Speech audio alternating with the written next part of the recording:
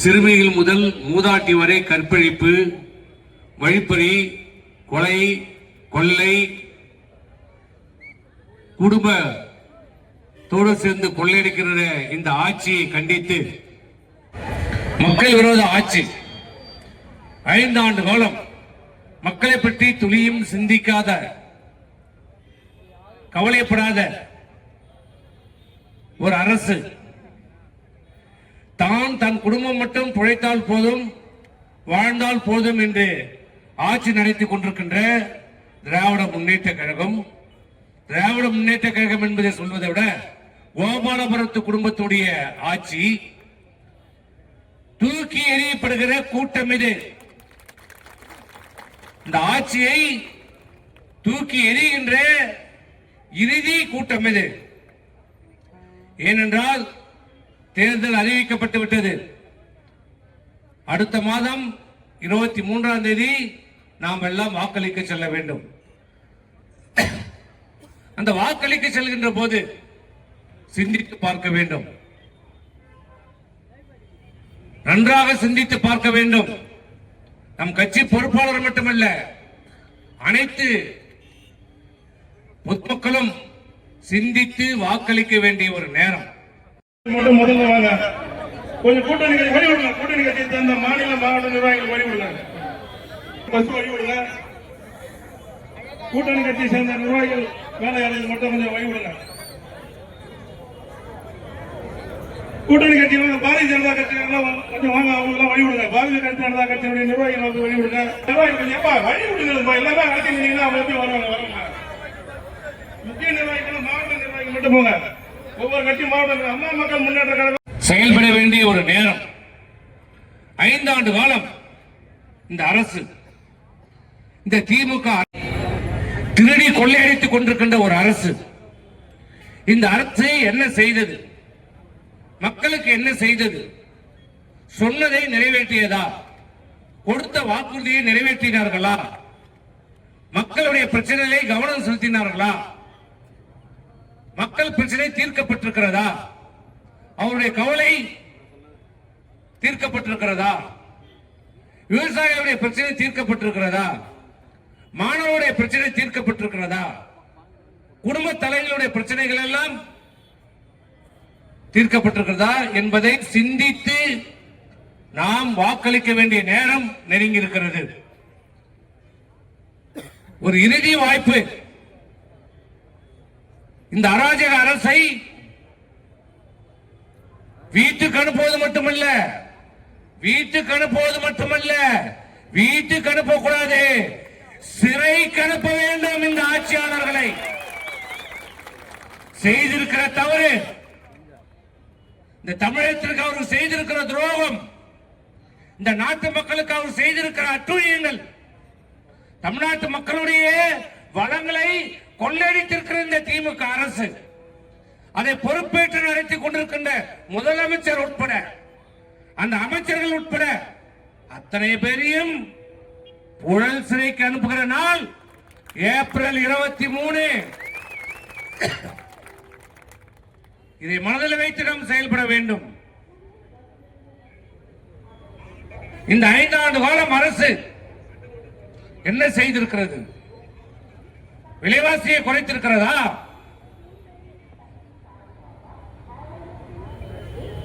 ஏறி இருக்கிற இந்த விலைவாசியை கட்டுப்படுத்துவதற்கு ஏதாவது நடவடிக்கை எடுத்திருக்கிறார்களா?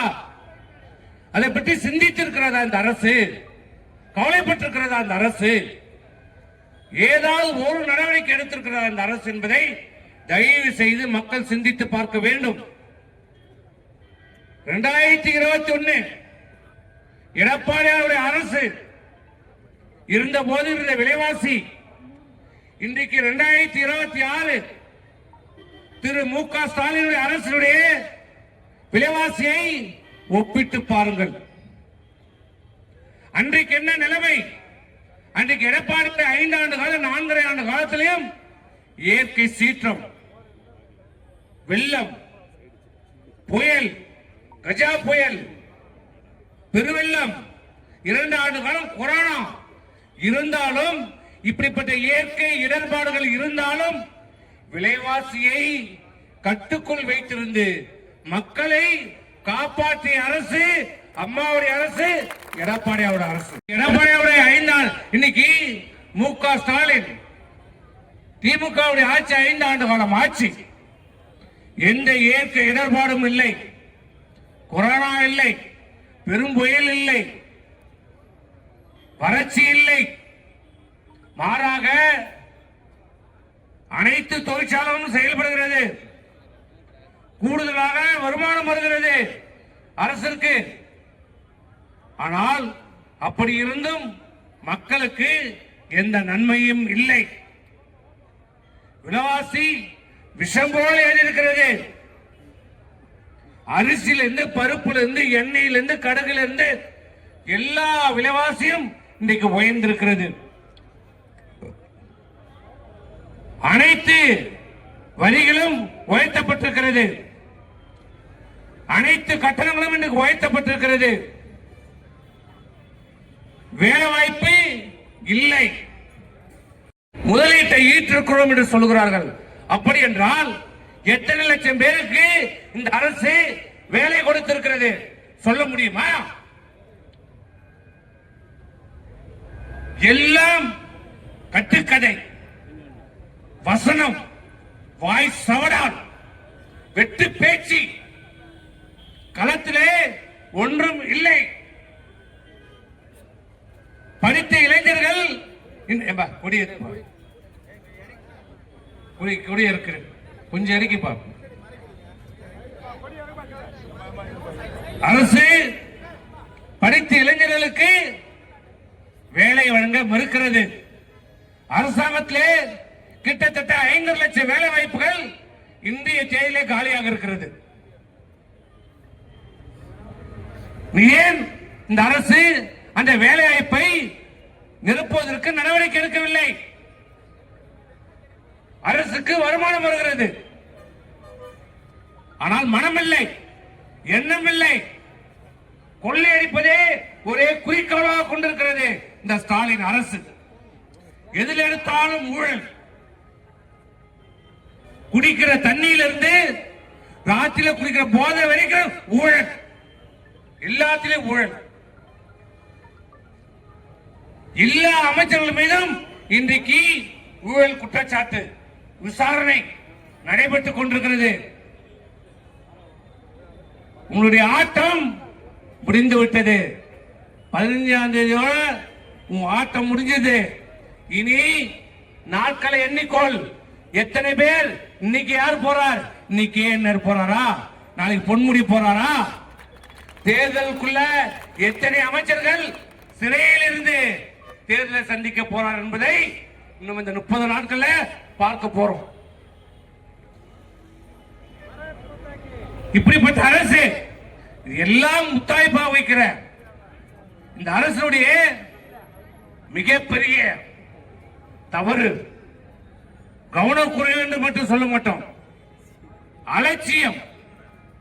இன்னும் சொல்ல போனால் உடந்தை, இன்னும் சொல்ல போனால் உடந்தையாக அவர்களுக்கு ஊக்குவிக்கும் வகையிலே இன்றைக்கு தமிழகத்திலே 5 ஆண்டு காலம் தமிழ்நாடு வளர்ச்சி அடைந்ததோ இல்லையோ, விலைவாசி குறைந்ததோ இல்லையோ, வேலை வாய்ப்பு கிடைத்ததோ இல்லையோ, பள்ளி மாணவர்களுடைய பிரச்சனை தீர்ந்ததோ இல்லையோ, ஆனால் தமிழ்நாட்டிலே ஒன்று மட்டும் வளர்ந்திருக்கிறது, வளர்ச்சி அடைந்திருக்கிறது, பெருகி இருக்கிறது. என்ன என்றால் போதை கலாச்சாரம், கஞ்சா விற்பனை, போதை பொருட்களுடைய விற்பனை. எங்கே போனாலும் கஞ்சா. கஞ்சா இல்லாத ஊர் இல்ல, கஞ்சா இல்லாத தெரு இல்ல. அனைத்து பள்ளி வாசலிலும், அனைத்து கல்லூரிகளிலும் வாசலிலும் இன்னைக்கு போதைப் பொருள்கள் தங்கு தடையின்றி சரளமாக கிடைத்துக் கொண்டிருக்கிறது. பள்ளி மாணவர்களுக்கு தேவையான நோட்டு புத்தகம் கிடைக்கிறதோ இல்லையோ, அந்த மாணவர்களுக்கு தேவையான பள்ளிக்கு தேவையான பொருட்கள் கிடைக்கிறதோ இல்லையோ, கஞ்சா கிடைக்கிறது, கஞ்சா ஊசி கிடைக்கிறது, கஞ்சா எண்ணெய் கிடைக்கிறது, கஞ்சா பவுடர் கிடைக்கிறது, மெத்தபெட்டின் மாத்திரை கிடைக்கிறது. அரசு மருத்துவமனையில் இருக்கிற அனைத்து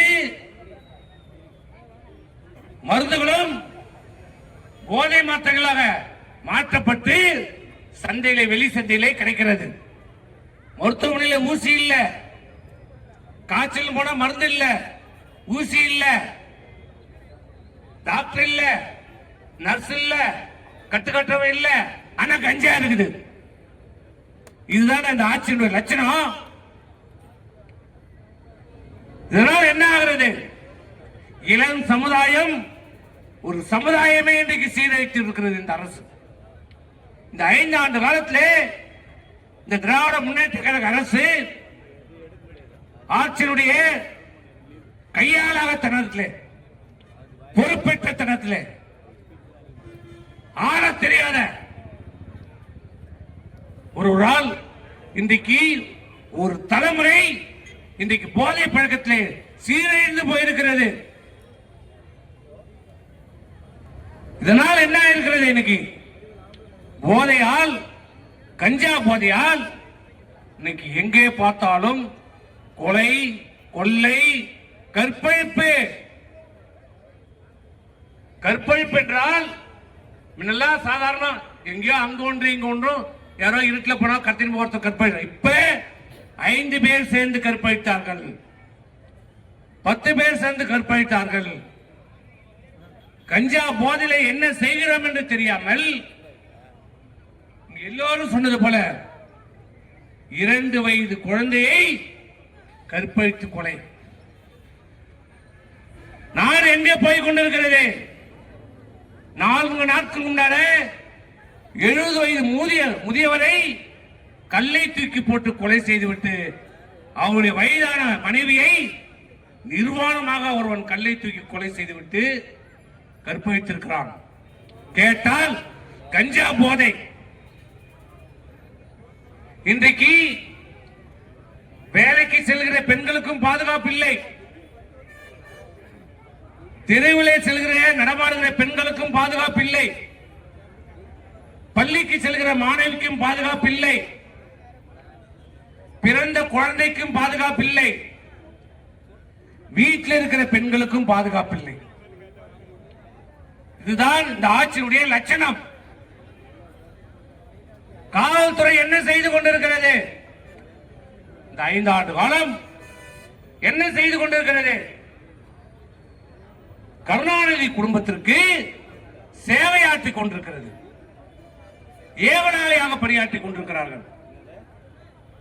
நாட்டு மக்களை பற்றி கவலை இல்லை. அவருடைய கவலை உதயநிதி எழுந்து விட்டாரா, பல் விளக்கினாரா, கிளம்புறாரா, இன்னைக்கு அந்த வீட்டுக்கு போறாரா, இந்த வீட்டுக்கு போறாரா, இல்ல முதலமைச்சர் எங்க போகிறார், அவர் மனைவி எங்க போகிறார், இதுதான் அவருடைய கவலை. நாட்டு மக்களை பற்றி அவர்களுக்கு எந்த ஒரு முதலமைச்சரை இன்றைக்கு நாம் பெற்றிருக்கிறோம். அப்ப எப்படி காவல்துறை செயல்படும்? ஒரு டிஜிபி நியமிக்க முடியவில்லை அரசாங்கத்தால். இன்னைக்கு உச்ச நீதிமன்றம் தலையிட்டதால் இப்போ 20ஆம் தேதி இவங்களுக்கு ஒன்றும் சம்பந்தம் கிடையாது, இவர் போயிட்டார். இனிமேல் இவருக்கு டேபிள் துடைக்கிற வேலை கூட கிடையாது. உங்களுக்கு ஏற்கனவே பொம்மை, இப்ப டம்மி, அவ்வளவுதான். ஆட்சிக்கும் அவருக்கும் எந்த சம்பந்தமும் இல்லை. காவல்துறை வைத்து மிரட்டலாம், உருட்டலாம், அச்சுறுத்தலாம் என்றால் பப்பு வேகாது. அதிகாரிகளை வைத்து சூழ்ச்சி செய்யலாம் நினைச்சா அப்புறம் அந்த அதிகாரி எங்க இருப்பான்னு தெரியாது.